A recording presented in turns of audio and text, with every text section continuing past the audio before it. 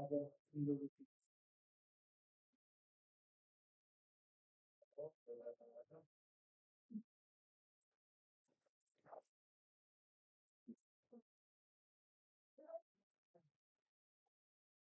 hello everyone, myself Varisha Pune. So today we are going to see C numerical. Uh, it is based on the unit number 3. So for this we have taken this numerical where you can see that an axial load P is equal to 300 kilonewton is applied on the step steel bar as shown in figure 1. A1 is equal to 250 mm square, A2 is equal to 400 mm square and E is equal to 200 GPa. तर आपण ह्यामध्ये ह्या न्यूमेरिकलला आपण कसं solve करू शकतो तर ते आपण बघणार आहोत. सो फर्स्ट लेट्स सी की आपल्याला गिवन कोणती information. So first of all आपल्याला पीची व्हॅल्यू दिली आहे. पी म्हणजे हा जो लोड आहे 300 किलोन्यूटनचा हा ह्या पॉईंटला लागतोय. ह्या लोडची व्हॅल्यू दिली आहे 300 किलोन्यूटन. त्यासोबत आपल्याला क्रॉस सेक्शन एरिया दिला आहे ह्या बारचा आणि ह्या बारचा. A1 is equal to 250 mm square and A2 is equal to 400 mm square. Next is the modulus of elasticity 200 gigapascal आपल्याला दिली. आता आपल्याला विचारलं काय? आपल्याला विचारलंय A ची व्हॅल्यू म्हणजे element stiffness, global stiffness matrix, nodal displacement आणि एलिमेंट स्ट्रेसेस. तर आता आपण पहिलं हे बघूया. आपलं सुरुवातीला जो बार एलिमेंट आहे तर त्याला आपल्याला एलिमेंट्समध्ये कन्वर्ट करू. सो इथे आता कोणते 4 मेन इम्पॉर्टंट पॉईंट्स आहेत ते आपण बघूया. एक पॉईंट आहे हा वाला जो की फिक्स आहे. दुसरा पॉईंट जिथे लोड अप्लाय होतोय तो एक पॉईंट आहे. तिसरा जो पॉईंट आहे तो आहे जिथे क्रॉस सेक्शन आपला व्हॅरी होतो. तिथे बघा पहिला जो बार आहे तो छोटा आहे आणि दुसरा बार मोठा आहे. तर तिथे क्रॉस सेक्शन आपला ड्रास्टिकली चेंज होतो, छोट्यापासून मोठं जातं. तर तो एक पॉईंट आपल्याला कन्सिडर करणं गरजेचं आहे. आणि लास्ट जो पॉईंट आहे पॉईंट नंबर 4 तो जो आहे तो देखील फिक्स पॉईंट आहे. तर हे जे आहेत हे 4 नोड पॉईंट्स असतात आणि ह्या 4 नोड पॉईंट्सला यूज करून आपल्याला 3 एलिमेंट्स भेटतात. एक आहे एलिमेंट नंबर 1, दुसरा आहे एलिमेंट नंबर 2 आणि तिसरा आहे element number 3. So element number joins the node 1 and 2. 2 and 3 node make the element number 2 and 3 and 4 make the element number 3. आणि त्यासोबतच आपण नोड नंबर 1 वर जो डिस्प्लेसमेंट आहे त्याला आपण डिनोट केलं U1. त्याच्यावर जो ऍक्ट करणारा फोर्स आहे तो आहे F1. 2 वर जो ऍक्ट करतो तो आहे U2 आणि F2. 3 वर जो ऍक्ट करतो तो आहे U3 F3 आणि 4 वर जो ऍक्ट करतो तो आहे U4 F4. तर हे आपल्याला जनरल इन्फॉर्मेशन भेटली आहे पूर्ण क्वेश्चनवरून. आता आपण ह्याच्या सोल्युशनकडे जाऊया. तर सोल्युशनच्या अगोदर एक गोष्ट आहे की जनरल इक्वेशन ऑफ एलिमेंट काय असतं.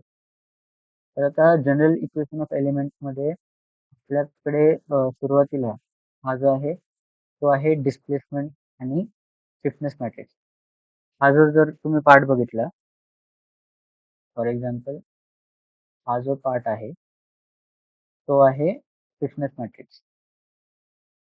हे जे U1 आणि U2 आहे ते आहे डिस्प्लेसमेंट. ही जी टर्म आहे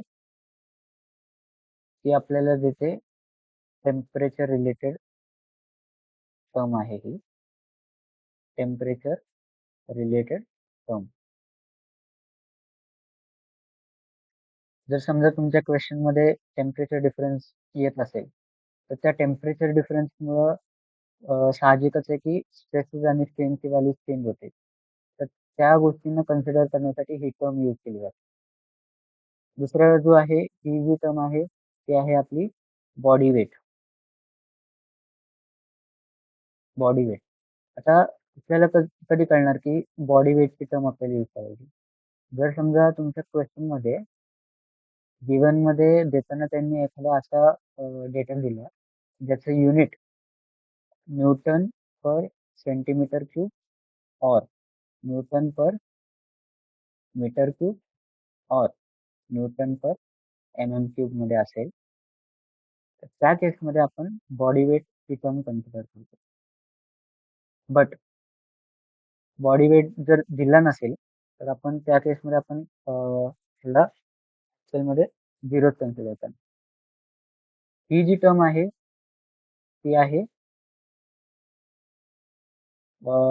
सरफेस फोर्स किंवा सरफेस प्रेशर. तर ही जी सरफेस प्रेशरची टर्म आहे, ती कधी कन्सिडर करणार जेव्हा क्वेश्चनमध्ये आपल्याला दिली असेल एक अशी एक term other than the young modulus which has unit Newton per centimetre square. नहीं,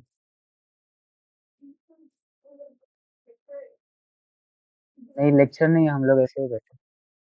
हाँ. तर दुसरी जी टर्म आहे ती आहे सरफेस प्रेशर. तर त्यामध्ये एक जे आहे ते न्यूटन पर सेंटीमीटर स्क्वेअर, न्यूटन पर मीटर स्क्वेअर, न्यूटन पर mm² मध्ये जर तुम्हाला एखादा डेटा पॉइंट दिला असेल, तर त्या केसमध्ये आपण जो यूज करतो तो आहे सरफेस प्रेशर. आणि लास्टची जी टर्म आहे ती आपण अगोदर पण यूज केली, ती आहे force vector, element force vector.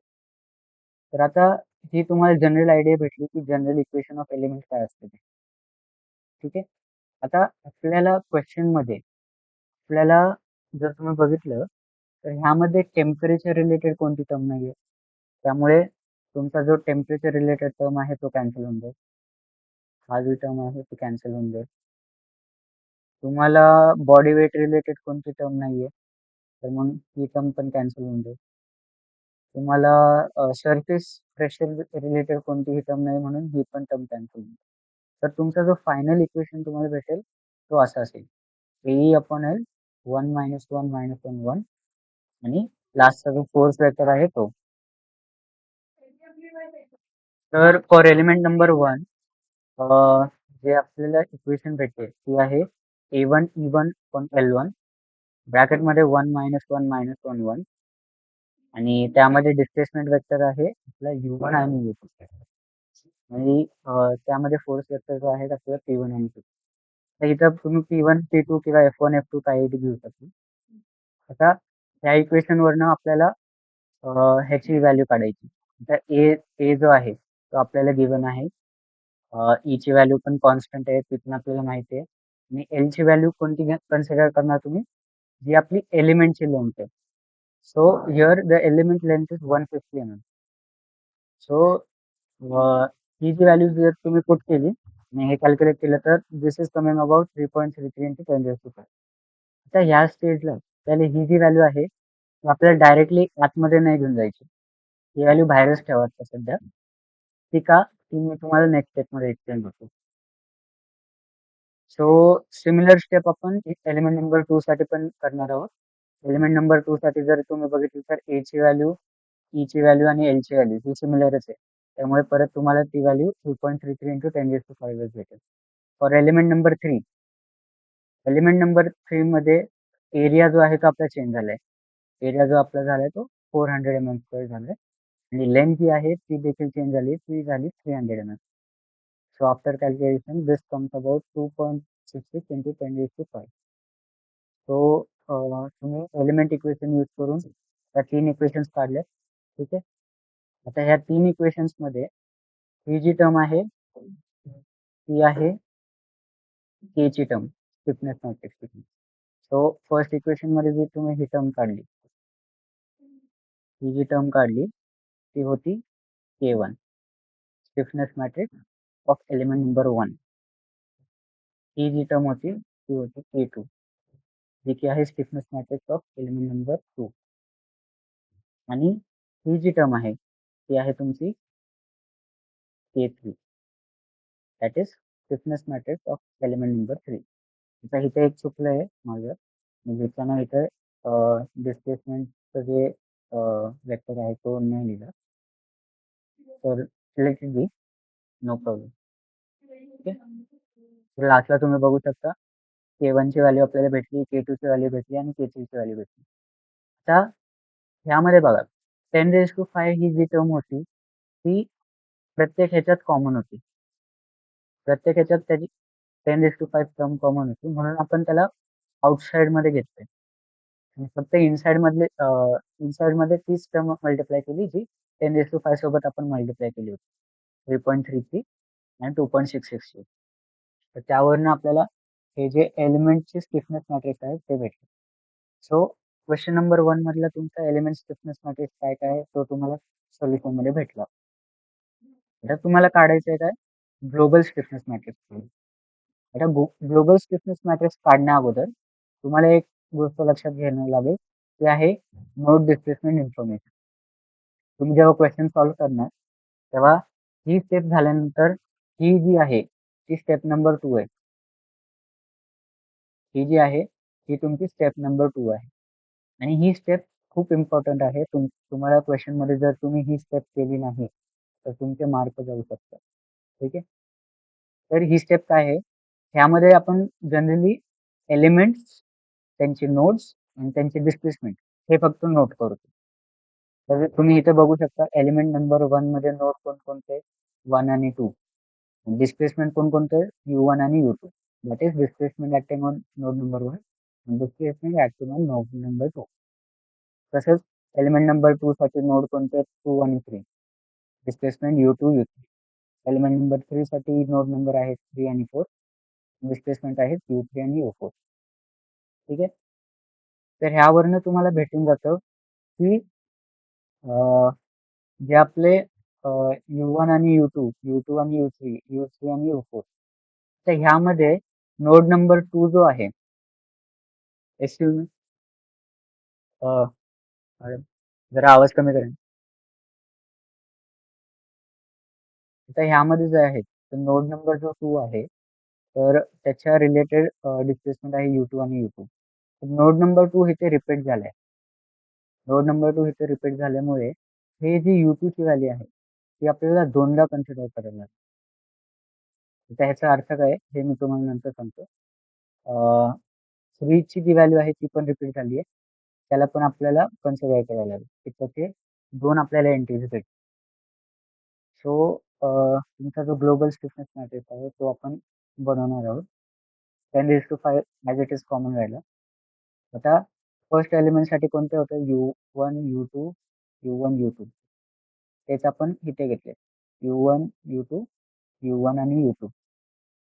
तर त्याच्यानुसार U1 च्या कॉलममध्ये आणि U1 च्या रो मध्ये जी टर्म आहे ती तुम्हाला इथे फक्त फिल आउट करायची. So U1 column U1 column आणि U1 रो मध्ये 3.33 ची टर्म आहे.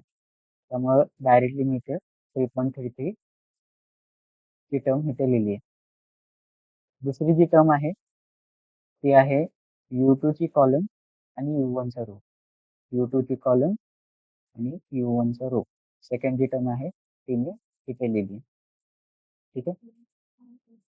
नेक्स्ट आहे U1 चा कॉलम U2 ची रो. U1 चा कॉलम U2 ची रो. तो -3.33 तो मी इथे लिहिला. आता U2 चा कॉलम आणि U2 ची रो. तर 3.33 इथे ऑलरेडी एक्झिस्टिंग आहे. पण आपण लिहिताना तो डायरेक्टली 3.33 इथे नाही लिहू शकत. का? कारण आपल्याला ह्या इक्वेशन मधनं कळालं की जे नोड नंबर 2 आहे त्याच्यासाठी U2 हे आपल्याला दोनदा कन्सिडर करायला लागेल. ठीक आहे. म्हणजे ही जी टर्म आहे ती आपल्याला ह्या मॅट्रिक्स मधनं पण एक टर्म भेटेल आणि ऑलरेडी एक्झिस्टिंग ह्या मॅट्रिक्स मधले एक टर्म भेटेल. ठीक आहे. तर मग त्यासाठी आपण त्याला फक्त ब्रॅकेटमध्ये एकच टर्म लिहिणार प्लस इथे एक ब्लँक सोडणार. आता तो ब्लँक का सोडलाय तो आपण जेव्हा आपण नेक्स्ट स्टिफनेस मॅट्रिक्स कडे येऊ तेव्हा आपल्याला कळेल. आता नेक्स्ट स्टिफनेस मॅट्रिक्स जर कडे तुम्ही बघितलं तर U2 चा आपला कॉलम आहे U2 ची रो आहे. तर इथे U2 चा रो आणि U2 च्या कॉलम मध्ये परत 3.33 आपल्याला इथे ऍड करायला लागेल. त्यामुळे तुमची जी टोटल टर्म आहे ती 3.33 प्लस 3.33 होईल. ठीक आहे. नेक्स्ट जे आहे ते आहे U3 चा कॉलम. नेक्स्ट जे आहे ते आहे U3 चा कॉलम आणि U2 ची रो. U3चा कॉलम आणि U2ची रो. तर त्याला आपण -3.3 घेतलं. मग नेक्स्ट आहे U2चा कॉलम, U3ची रो. U2चा कॉलम, U3ची रो. त्यामध्ये पण -3.33 घेतलं. नेक्स्ट आहे U3चा कॉलम आणि U3ची रो 3.33. इथे मग आपण 3.33 घेतलं.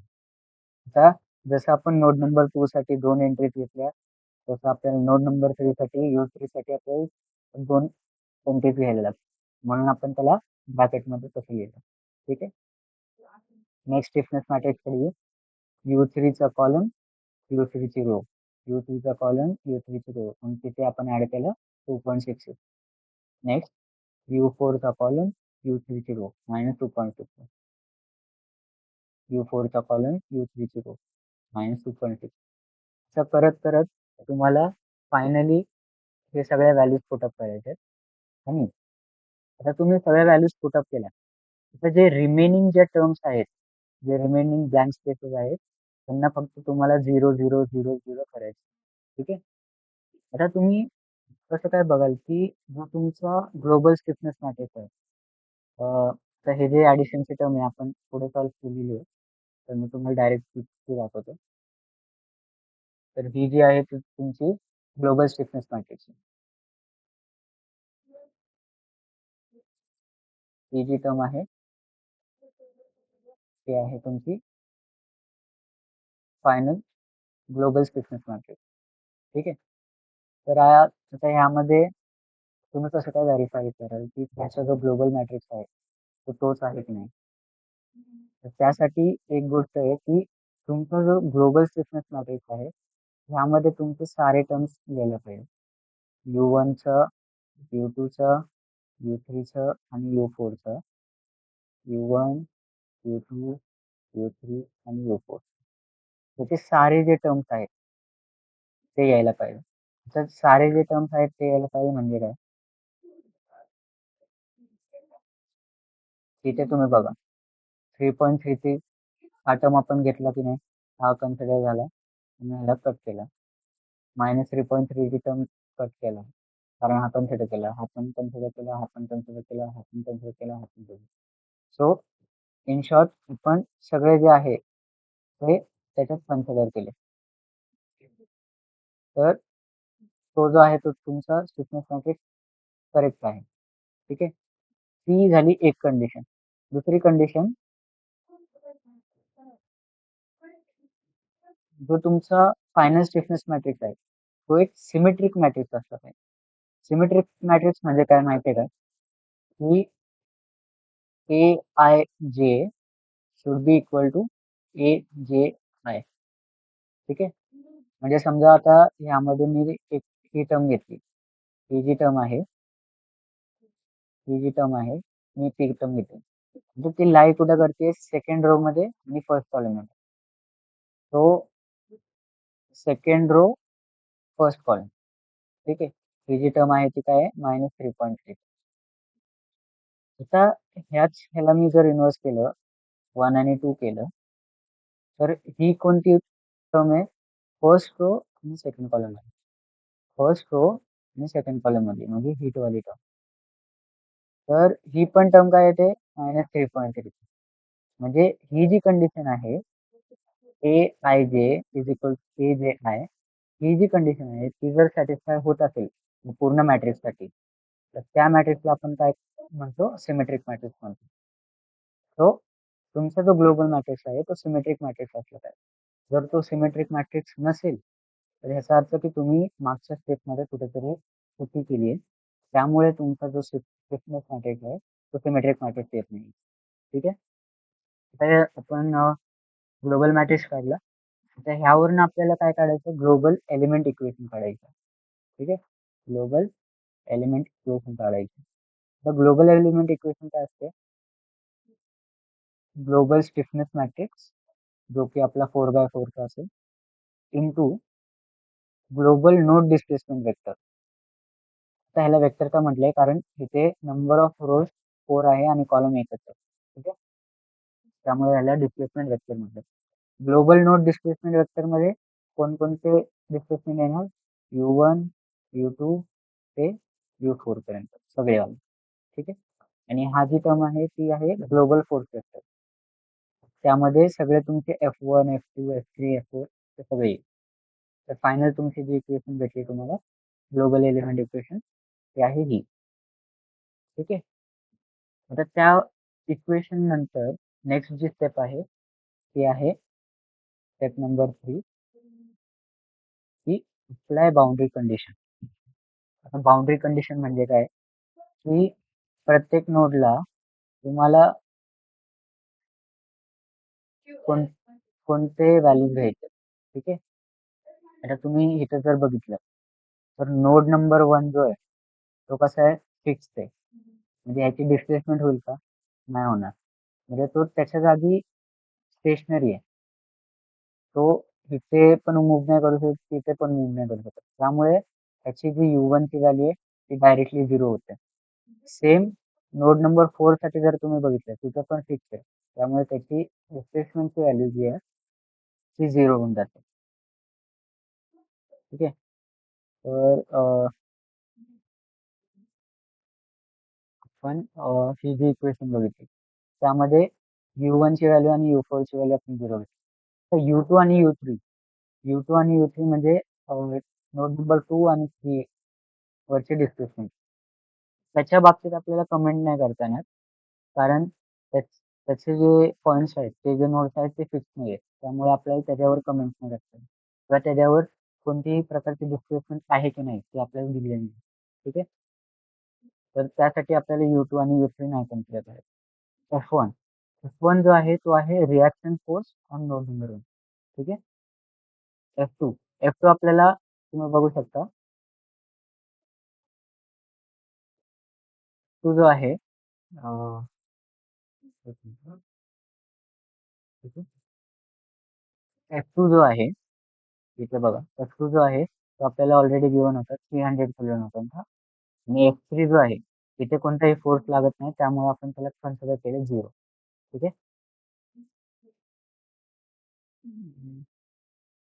ठीक आहे. तर F2 जो आहे तो 300 किलो न्यूटन घेतला.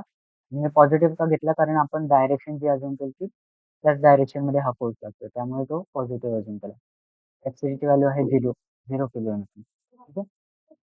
आणि F4 जो आहे तो रिएक्शन आहे नोड नंबर 4 आपण R2 म्हणू. ठीक आहे. तो तुमची जी फायनल इक्वेशन आहे त्यामध्ये हेच तुम्ही बाउंड्री कंडिशन सगळे पुट केले तर तुम्हाला ही फायनल इक्वेशन भेटेल. आता या केसमध्ये तुमचं U1 पण 0 आहे, U4 पण 0 आहे. ठीक आहे. U1 आणि U4 जेव्हा 0 झाले तर त्यामुळे तुमची जी इक्वेशन आहे ती अजून सोपी होते. का? कारण ह्याला आपण म्हणतो काय एलिमिनेशन मेथड म्हणतो. ठीक आहे.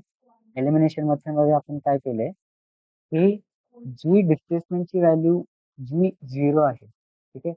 मी परत एकदा इथे लिहितो U1, U2, U3, U4. ठीक आहे. तर U1 ची व्हॅल्यू ही 0 आहे. तर U1 च्या करस्पॉन्डिंग जी रो आहे आणि जी कॉलम आहे ती ऑटोमॅटिकली 0 होऊन जाते. ठीक आहे. 0 होऊन जाते म्हणजे ती आपण कन्सिडर नाही केली तरी चालते. ठीक आहे. Same for U4 also. तो U4 च्या रिलेटेड जी कॉलम आहे आणि जी रो आहे ही वाली ती पण ऑटोमॅटिकली कॅन्सल होऊ शकते किंवा ती कन्सिडर करायची आपल्याला गरज नाही. तर फायनल जी आपल्याला जी इक्वेशन भेटते ती आहे.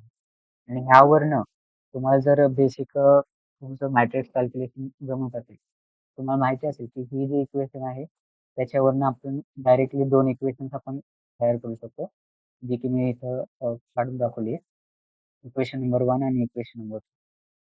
तर मॅट्रिक्स कॅल्क्युलेशनमध्ये तुम्ही ह्या इक्वेशन काढून डायरेक्टली ह्या इक्वेशन्सला सायमल्टेनियसली सॉल्व्ह करू शकता. आता सॉल्व्ह करताना आपल्याला सोल्युशन पूर्ण दाखवायची गरज नाही. क्वेश्चन पेपरमध्ये आपण डायरेक्टली कॅल्सीने सॉल्व्ह करून U2 आणि U3 ची व्हॅल्यू सांगू शकतो. सो आफ्टर कॅल्क्युलेशन आपली U2 आणि U3 ची व्हॅल्यू अप्रॉक्सिमेटली एवढी आली. ठीक आहे. सो फर्स्ट क्वेश्चनमध्ये आपल्याला विचारलेलं की एलिमेंटची स्टिफनेस मॅट्रिक्स काढायची. K1, K2, K3 काढायचा. दुसरं आपल्याला विचारलेलं ग्लोबल स्टिफनेस मॅट्रिक्स काढायचा कॅपिटल K. आणि तिसरं जे आपल्याला विचारलेलं ते होतं की नोड डिस्प्लेसमेंट काढायचं. U1 आणि U4 आपल्याला ऑलरेडी माहिती आहे की 0. तर U2 आणि U3 ची व्हॅल्यू पण आपल्याला माहित आहे. तर ह्यावरनं आपल्याला जी 1 जी होती ती झाली.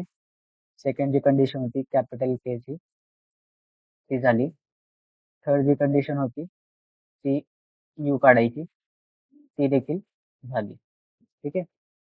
आता लास्ट जी कंडिशन आहे ती आहे आपल्याला स्ट्रेस काढायचा आहे. कशाचा? एलिमेंट्सवरचा. तर आपल्याकडे एलिमेंट्स किती आहेत? एलिमेंट्स आपल्याकडे आहेत 3. तर आपल्याला स्ट्रेसेस पण किती किती भेटणार? 3 भेटणार. ठीक आहे. तर ते स्ट्रेस कसे कॅल्क्युलेट करायचे? नाव फॉर स्ट्रेस कॅल्क्युलेशन आपल्याला पहिलं काढायला लागेल ते आहे स्ट्रेन. तर स्ट्रेन कसं काढतो? स्ट्रेन जे असतं ते असतं की नोड नंबर जो फारजेस्ट अवे नोड आहे. समजा एलिमेंट 1 कन्सिडर केलं. तर नोड नंबर 2 वरची डिस्प्लेसमेंट मायनस नोड नंबर 1 वरची displacement upon total length of the element. ठीक आहे. आता ह्या इक्वेशनला मी असं पण लिहू शकतो you final minus U initial upon L of element. ठीक आहे. ही जास्त ॲक्युरेट इक्वेशन म्हणजे जनरल इक्वेशन. सो ह्यावरनं आपण एप्सिलॉन 1 काढला, एप्सिलॉन 2 काढला, एप्सिलॉन 3 काढला. एप्सिलॉन 1 कसा काढला? U2 मायनस U1 आपण L1. L1 म्हणजे एलिमेंट 1 ची लेंथ. ठीक आहे. तर ह्यावरनं आपल्याला त्याची व्हॅल्यू भेटली आफ्टर कॅल्क्युलेशन 4.519 इंटू 10⁻⁻8. आता एक गोष्ट लक्षात ठेवा, क्वेश्चन पेपरमध्ये तुम्ही सॉल्व्ह करताना ते जे कॅल्क्युलेशन्स आहेत ते एकदम व्यवस्थित दाखवायचे. तुम्हाला अगोदर फॉर्म्युला लिहायचा आहे, त्याच्यात व्हॅल्यूज पुट करायचे आहेत आणि मग त्याचे आन्सर सांगायचे. आणि आन्सर सांगितल्यानंतर तुम्ही नेहमी त्याचे युनिट पण लिहित जा. आता स्ट्रेनचं आपल्याला युनिट माहिती आहे की ते युनिटलेस क्वांटिटी आहे. त्यामुळे इथे युनिट नाही लिहिलं आहे. ठीक आहे. आता इथे पण जो तुमचा डिस्प्लेसमेंट आहे ते जे असेल ते MM मध्ये असेल. ठीक आहे. ही गोष्ट लक्षात ठेवा. ओके. तर आता पुढचं जे आहे ते आपण कन्सिडर करू. एप्सिलॉन आपण काढले, स्ट्रेन्थ काढले. आता by Hooke's law we know that sigma is equal to E into epsilon. E जो आहे तो तुमचा आहे यंग्स मॉड्युलस. एप्सिलॉन जो आहे तो तुमचा आहे स्ट्रेन आणि सिग्मा जो आहे तो तुमचा आहे स्ट्रेस. हे आपल्याला कशाने भेटलं? By Hooke's law. तर ह्या इक्वेशनचा यूज करून आता आपण स्ट्रेसेस काढले. तर sigma 1 is equal to E into epsilon 1. त्याच्या व्हॅल्यूज पुट केल्या. मग sigma 1 is equal to 831.8 newton per M M square ही व्हॅल्यू आपल्याला भेटली. आता ह्या केसमध्ये एक गोष्ट लक्षात ठेवा की सिग्माची व्हॅल्यू जर तुमची पॉझिटिव्ह येत असेल तर त्या केसमध्ये तुमचा जो म्हणजे नेचर असतो त्या स्ट्रेसचा तो टेन्साईल नेचरचा म्हणजे टेन्शनमध्ये ऍक्ट करते तो एलिमेंट. ठीक आहे. एलिमेंट नंबर 2 जर तुम्ही बघितला तर त्याची जी व्हॅल्यू येते ती -369.4 मेगापास्कल होती. ठीक आहे. तर ह्याचा अर्थ की काय की तो एलिमेंट जो आहे तो कंप्रेशन मध्ये ऍक्ट होतो.